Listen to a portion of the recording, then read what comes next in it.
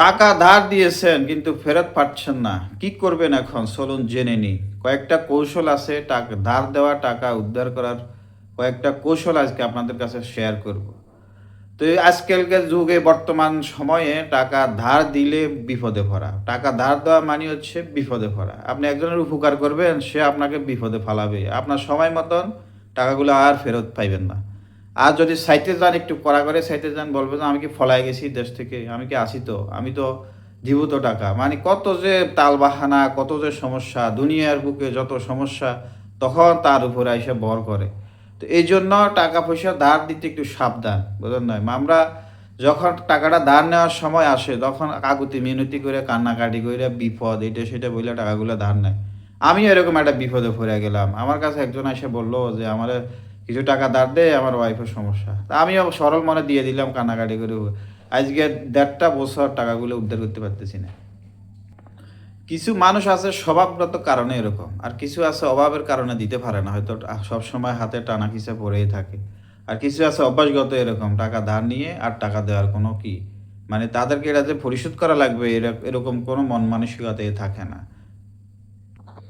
তো যারা অভ্যাসগতভাবে টাকা দিচ্ছে না, অর্থাৎ টাকা ধার দেওয়া টাকা ধার নেওয়া টাকা যদি পরিশোধ করতে চায় না, তাদেরকে আপনি যতই ভালো কথা বলবেন, যতই বুঝাবেন, কিন্তু তারা কি ওই যে তাদের অভ্যাসগত কারণে তারা টাকাগুলো দিবে না। তো তাদেরকে আপনি কি কারণে টাকা দিচ্ছে না এটা যদি আইডেন্টিফাই করতে পারেন, তাহলে দেখবেন যে আপনার জন্য সহজ হয়ে যাবে বিষয়টা। যদি দেখেন যে অভ্যাসগত কারণে দিচ্ছে না, তাহলে আপনি তাকে কয়েকজন মুরব্বি নিয়ে বা তার অধীনস্থ তার যে সে তাকে মানে তারে দিয়ে বুঝিয়ে বলতে পারেন যে আমার এরকম এরকম আমার কাছ থেকে টাকা নিছে, টাকাগুলো আর দিচ্ছে না। আর যদি দেখেন যে না, সে অভাবগ্রস্ত, আসলে টাকাগুলো ম্যানেজ করতে পারতেছে না, আয় রোজগার কম, তাহলে আপনাকে আরেকটা কৌশল অবলম্বন করতে হবে। সেটা হচ্ছে গিয়ে আপনি তাকে বলবেন যে ঠিক আছে তুই আমারে ভাগ ভাগ করে দে, অল্প অল্প করে দে টাকা। তারপরে সে যে একটা আয়ের উৎস আছে, অবশ্যই কিছু না কিছু টাকা তো ইনকাম করে। আপনি সবসময় খেয়াল রাখবেন যে কোন সময় ওই টাকাটা পায় বা বেতন পায় বা টাকা আসে কোত্থেকে, কোন সময়, ওই সময় গিয়ে তার বাড়িতে গিয়ে হানা দেন, তার সাথে যোগাযোগ করেন যে এখনই আমার টাকা লাগবে।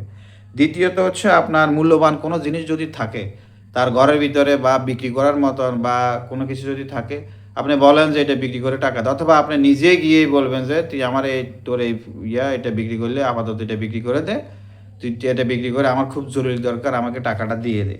তৃতীয়ত হচ্ছে আপনি অন্য কোনো উৎস থেকে টাকা ম্যানেজ করে দিতে পারবেন। তার যদি আরও কোনো আত্মীয় স্বজন থাকে, রিলেটিভ থাকে, বড়লোক বা তাদের কাছ থেকে ধার নিতে বলবেন। আপনি বাঁচার দরকার, আগে আগে আমার নিজে বাঁচলে বাপের নাম।